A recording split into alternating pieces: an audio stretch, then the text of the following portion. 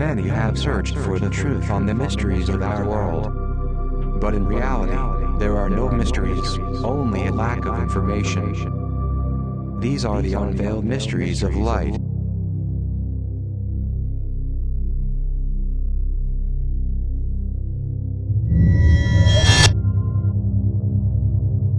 As you already know, I have scheduled this session to discuss the Book of Revelation, also known as the Apocalypse of St. John. Perhaps there is not much to say. When my incarnated part, John, wrote the Apocalypse in the island of Patmos, he already at a very advanced biological age and his mental decoder distorted things a lot. Besides, he put things of himself that were not dictated to him by any entity. Are we speaking of preconceived ideas?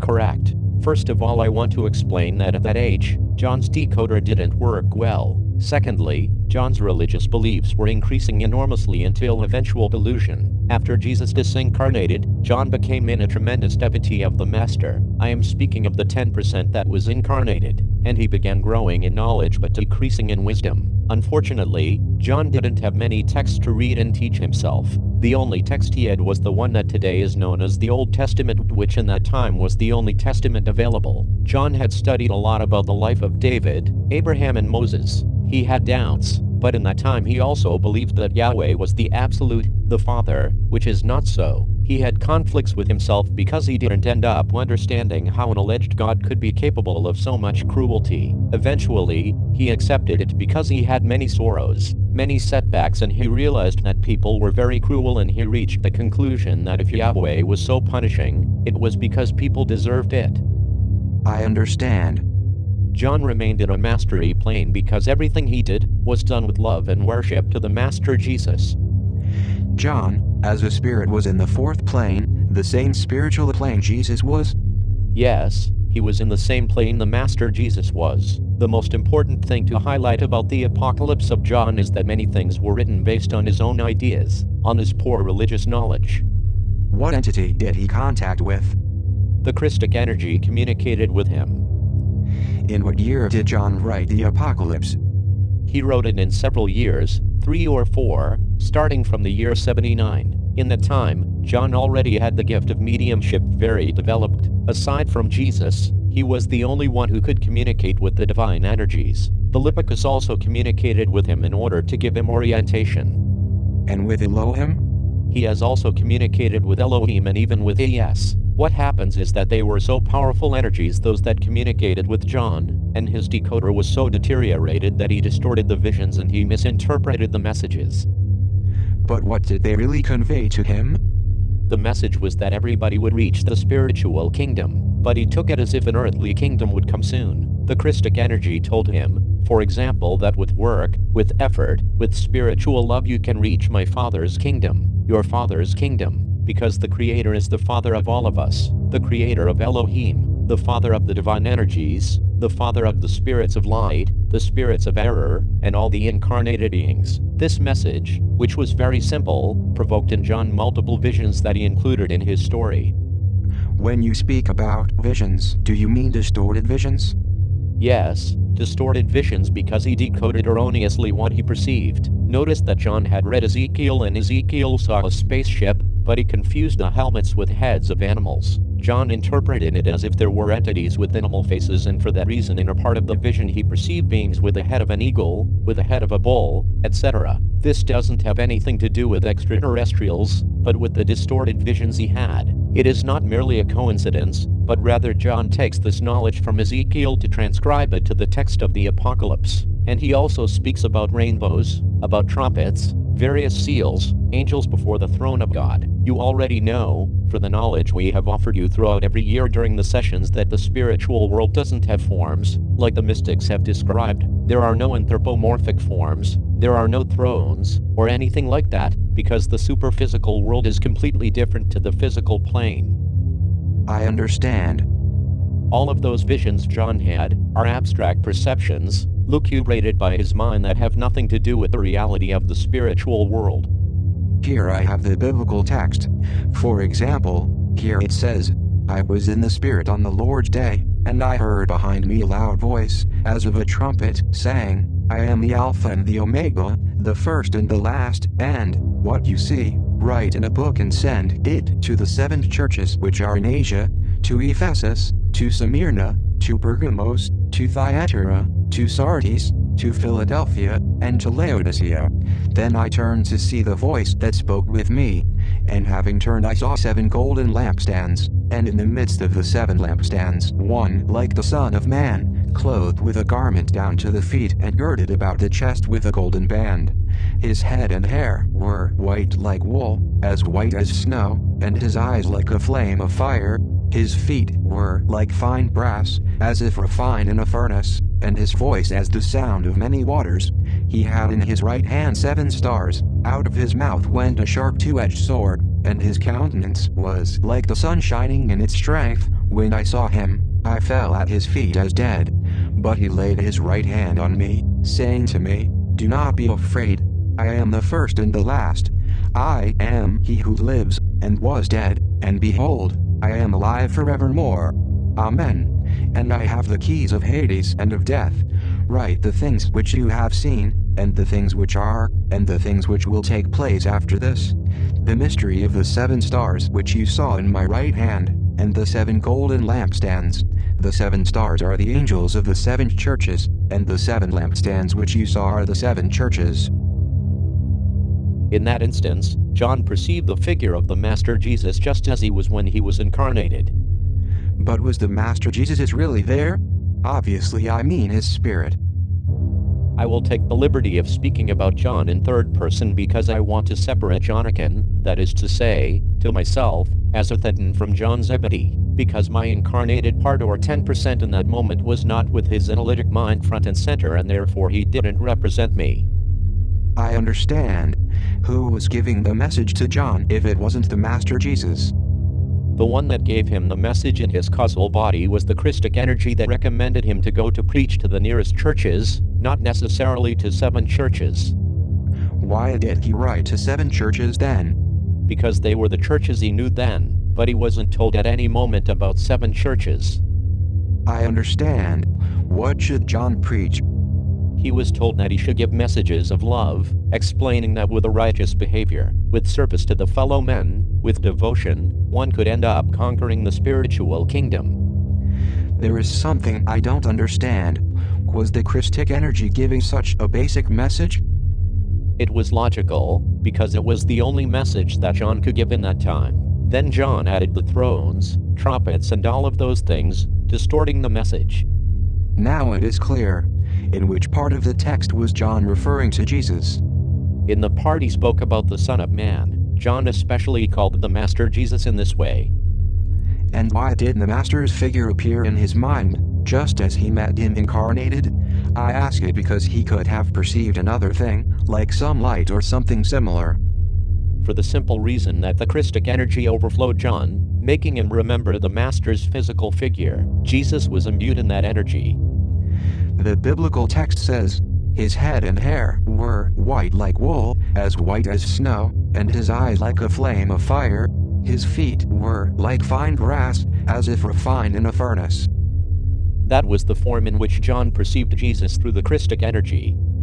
So, John perceived the Christic energy, and in his mind he imagined Jesus in that way? Correct. It was not something real, but something that John imagined. His imagination was exacerbated due to the Christic energy. It is perfectly clear. And what is the meaning of that allusion to the 7 stars Jesus had in his right hand and the sharp 2-edged out of his mouth? That was only the imagination of John, provoked by his altered mind. Nothing real then? No, not at all. Was it unreal, the issue about the 7 stars, the 7 angels, the 7 churches and the 7 lampstands? That's right. In his delusion, John simply put it into the text to adorn it. Let's suppose that John writes the Apocalypse now, being the Professor Jorge Olguin, that is to say his reincarnation. How would that writing be? I ask it because now he has his mental decoder in great condition and also is an exceptional medium. I believe that it would be interesting to make a comparison later on with the biblical text. What my 10% embodied as John Zebedee wanted to formulate is a kind of warning to all the living beings who don't believe in the Father, since they could receive divine punishment. Divine punishment? But we know that there is no such thing. Remember that his mind was subjected since he had been in his last years a fanatic of the Old Testament, and we know that this testament is based on fallacies. Besides, keep in mind that in the last years of his life, John was already without the guidance of the Master Jesus. He was an orphan of wisdom, and wanting to make things well, he overexceeded, as you say in an illustrative way, in the physical plane. Don't forget that you have much esoteric material at hand in this time, but in that time there was very little, almost nothing in comparison with what you have now. Keep in mind that the Old Testament was something overwhelming, since it mentions enormous divine punishments, rays and thunderbolts and similar things. I refer to me as a spirit and you as incarnated beings, we know that spiritual growth is not achieved through threats, and although we don't condemn those texts, because it is not in us to condemn these texts, but we don't accept them either, because those divine punishments were self-centered punishments like the 10 plagues of Egypt. I understand. Did John glimpse the future? John had a great intuition, and that great intuition was somehow boosted by Lipikas, who are guardians of the Akashic records. Lipikas, being divine energies, they can visualize the past through the Akashic records, and they also know due to a kind of mathematical calculation that if such thing happened in the past, in all likelihood, such things could happen in a different way in the future. Time is an entire process, a wheel that rotates. Do you understand? Yes, I understand, but obviously Lipikas don't end up perceiving everything as an eternal present as Eon perceives it. Of course not, but somehow Lipikas can glimpse the future based on a probability calculus. Then, if Lipikas perceive with clarity the behavior of mankind in the past, they can also visualize somehow, and with enough accuracy, the behavior of mankind in the future. It is something similar if I, Jonathan, can know almost with certainty that there will be many wars in the Middle East. I don't perceive the future, but through a mathematical calculation of projection. In which part of the apocalypse does John speak about that speculative future? When he spoke of the great harlot, obviously he didn't speak about Babylon, but of Rome, about the current Rome. John makes the comparison of Rome with a beast of 7 heads that are with all clarity the 7 mountains of this city. What happened in that time was that John perceived things very, very distorted. So, there is nothing concrete then? No, his visions were very general. When John spoke that he saw a new heaven and a new earth, what did he mean? He meant new worlds. New planets? Correct, not this planet but others. Do you mean that John was visualizing the existence of other planets with their inhabitants? Correct. He glimpsed dozens of worlds in many astral trips. What happens is that a being who doesn't have an appropriate teaching and suddenly glimpses other worlds with skies of different colors, the first thing he will assume is that there will be changes in this planet. Now I understand. John visualized other worlds, but of this present, believing that the revelation was referring to the future of our planet. Am I right? Yes. When somebody has visions and he lacks the necessary knowledge to interpret them, then he distorts what he perceives. It is as if a caveman would see a TV screen. He will surely say that he saw tiny people. I understand the idea perfectly. I continue with the biblical text. Here it says, "And I continued seeing, now I saw when the Lamb opened one of the seals, and I heard one of the 4 living creatures saying with a voice like thunder, 'Come and see.' And I looked, and behold, a white horse. He who sat on it had a bow, and a crown was given to him, and he went out conquering and to conquer." It is an image totally distorted from John's decoder. Somehow Lipikas poured in his decoder the content of the Akashic files of the whole of mankind so that he glimpses it, and for this he had a tremendous wisdom. Maybe the mistake of Lipikas, and I say mistake with all respect because Lipikas are my elder brethren, was to assume that pouring in John's decoder all that wisdom, a revelation would appear. Remember that apocalypse means revelation, and in that way mankind can advance. Those revelations provoke such a big short circuit in John's mental decoder that he ended up hallucinating and writing anything. It is logical that John had been overwhelmed. Imagine this. Suddenly John has all the information of the past lives of thousands and thousands of people, the sorrows, the ego, the dramatizations of the reactive minds. It is a lot of information all at once. It was as if a flimsy electric installation received suddenly 380 volts. It could not remain stable in that way. Obviously the switches would jump. Correct. Just as with John, it had burned out his decoder, his mind. What did John mean when he spoke about the 4 living creatures and the seals? When John spoke about the 4 living creatures, he was alluding to the Lipicus, and when he spoke about the seals, he was referring to the wisdom of the Akashic records. I understood the point. I continue. Here the text under the title, "The Woman, the Child and the Dragon," says the following thing: "Now a great sign appeared in heaven, a woman clothed with the sun, with the moon under her feet, and on her head a garland of 12 stars. Then being with child, she cried out in labor and in pain to give birth." That text is an image of the struggle between good and evil, in this case, spiritual growth and ego. Okay. What can you extract from the apocalypse that could be positive? Actually, I would like to know if you can give, through this vessel, the version of the apocalypse that John should have given 2,000 years ago in the island of Patmos. I believe that it would be, and we all can make the comparison and reach conclusions on what is valid and that is not in the apocalypse.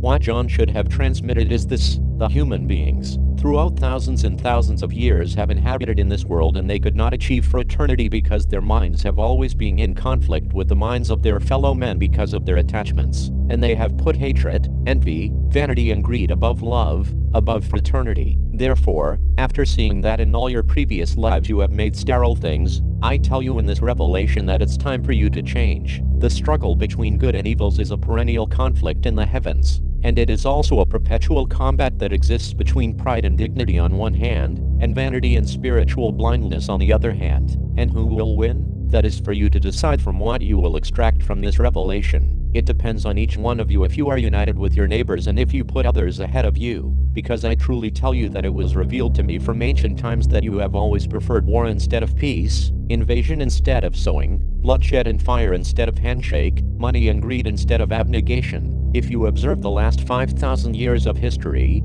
from the time of Abraham to the time of Jacob, you will realize that you have not progressed anything, and even less you who have not learned from the subjection, from being slaves. Because today, being apparently free, you're enslaved to others through loans, through totally spurious sales. All of us have to grow knowing that the Father's love, which is in the throne of light, is also inside your heart, and like a flash impacts in your spirit, so that in that conscience of all you, that ray of love that falls from the sky makes a change so that you stop thinking about yourselves, so that you realize that the only worthwhile thing here, the only valid thing is love and integration. But love is unfruitful if there is no work to reflect it. Give importance to the work, because otherwise the great struggle among the several spheres will continue, in the various planes. That great struggle where each one will be bewildered, where each one of you will wonder why I am here in this darkness, why don't I receive light? And the answer is because you have not done anything, so that the light reaches you. I have seen, closer what those lights showed me, what those voices told me,